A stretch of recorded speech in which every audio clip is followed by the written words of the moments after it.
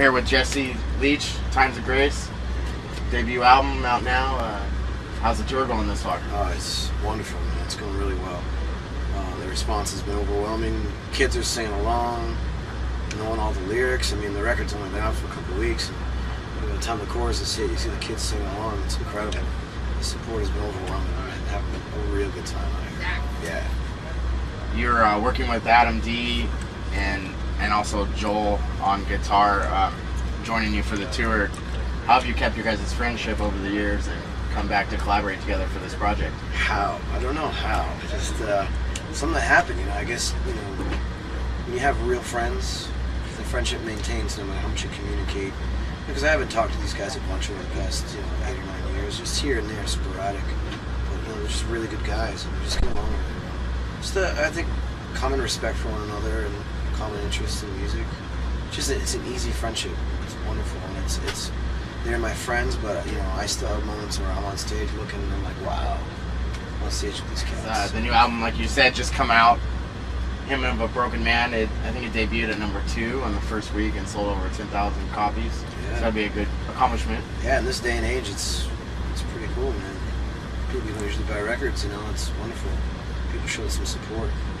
Absolutely. I think, man, honestly, just our goal originally was just to get this thing out. The fact that it came out, we were able to share this record with everybody was goal number one. We didn't even plan on touring or putting together a band at all, and now that's happened. It's opened up all these other doors, and here I am sitting in California on tour. I feel like the future's wide open, who knows? Right. One day at a time, man. I got a lot of hope, but nothing's promised. So I'd love to take this thing around the world. I'm having fun. Tuesday night in Hollywood at the Troubadour. I heard it sold out today. Sold out, man. I know. It's crazy. Right. You guys have a couple videos for the new album. Can you tell us a little about those, Strength in Numbers, and Where the Spirit Leads Me? Yeah, actually, there's the Where the Spirit Leads Me video is part of a collection of visuals that's actually on the special edition of the CD. Local girl, Agatha Alexander, was a great visual artist. Basically, it's her interpretation of the whole record. Strength in Numbers was done by Robbie Starbuck, which is an actual video itself, which will also be like a 15-minute short film too, kind of getting artsy on everybody for this record. But for me, it was just important to present it in such a way, because it's such an important record to me.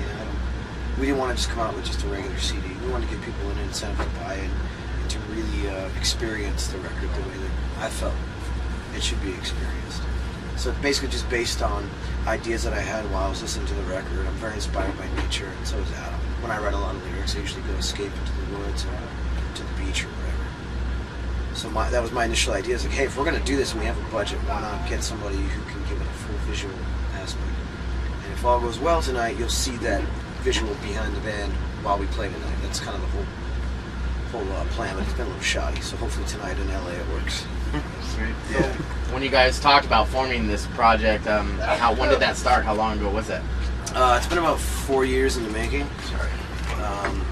Initially, but as far as like the live band, 4 years in the making. It's literally like maybe 6-7 months. I mean, it really wasn't about the live show. It was more about the record. 4 years ago, I got a phone call from Adam. This guy was getting beer out of the cooler. Ow! And he said he had written a record and couldn't think of anyone else he wanted to sing over it. So, I mean, just absolutely floored to hear that, and an honor to be able to work on it. It's been the most personal record of my entire career, and probably, in my opinion, my best work. So, it's been an interesting 4 years for sure. And Joel got involved first when you recorded acoustic performances for SiriusXM's Liquid Metal, right? Yeah, I was planning on it way before then. Trying to get him in there. But yeah, man, to me it's just amazing. I mean, the chemistry between those two on stage, guitar-wise, and Joel is just one of the coolest dudes you ever meet. He's one of the most laid back. I mean, everyone in this band, and we're blessed. I mean, even our crew, like everybody, it's really cool. It just made sense to me, And it wasn't even a thought of Killswitch anything. Like, Killswitch hasn't even been a thought in my mind. It's just been about this record, and it just seemed like a natural. Why not have somebody who's like a brother, come out and tour and play the and dude, he learned the stuff in a couple weeks. Like, it's perfect. On that note, 3/5 of Killswitch are touring in this band with you as the original vocalist in that band. And I've read no material from that album or the first album. Are you guys planning to play any songs on No, this not tour, right or now. perhaps No, in the future? no. I think for us, it's an easy way to get people, get some people happy and whatever. But we really wanted to come out and just do it our own way. I think it's important to do that. Like, the past is wonderful, and I've been living under that shadow for the past decade, Right. and I appreciate it. I'm so stoked people like it. But I'm really excited about this record. Well, the new record's excellent Thank too. you. And So it was kind of like us, just like, no, let's go out and present this, and then maybe, who knows, later on we'll do that. But I like the idea of just coming out fresh and just giving people the record. Some people are complaining, some people respect it. It is what it is. It's our show. So what does the future have in store for Times of Grace as of today? I'm gonna jump the pond in the spring, hit the UK and Europe, do some festivals, and I think at that point, I'm sure there's talk of other things, but that's all I know for right now. I'm just kind of reassess where we're at, between different projects that are going on. Adam producing records. For me, sign me up. I'm ready to do whatever, but it's a lot of busy people in this band, so we'll see what happens. And you've worked in a band called Seamless and The Empire Shall Fall. Yep. Any plans? Empire Shall Fall, them? working on an EP as we speak right now, so when I get home I should have the music for it. Try and lay down some vocals for that. Can you go back to that moment? I saw a couple interviews online with you and Adam at the Roadrunner UK office about finishing the Killswitch album in a sling. Ha! That's Yeah. a point with me. That's one of my favorite songs too. Yeah, Life to Lifeless. I was doing Life to Lifeless. And back then, Adam and I had a very interesting working relationship in the studio. He used to piss me off a lot. So, and I was a crappy vocalist, so he had every right to be pissed at me. But there was a take I just couldn't get it, and he's like, "I know you can do better. Just take." I'm doing 30 takes of this damn thing, so I just screamed, and I went to grab the mic stand to hit the note, and I just overreached. I don't know what happened. I was on my back for about a week on painkillers. We were on a deadline, had to get the sessions done. So I couldn't drive. I was whacked out on painkillers.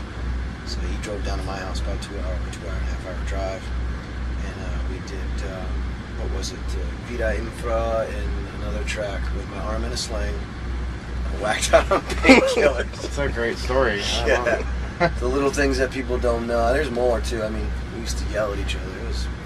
Making that record was tough. What's your favorite personal performance or memory so far in your career?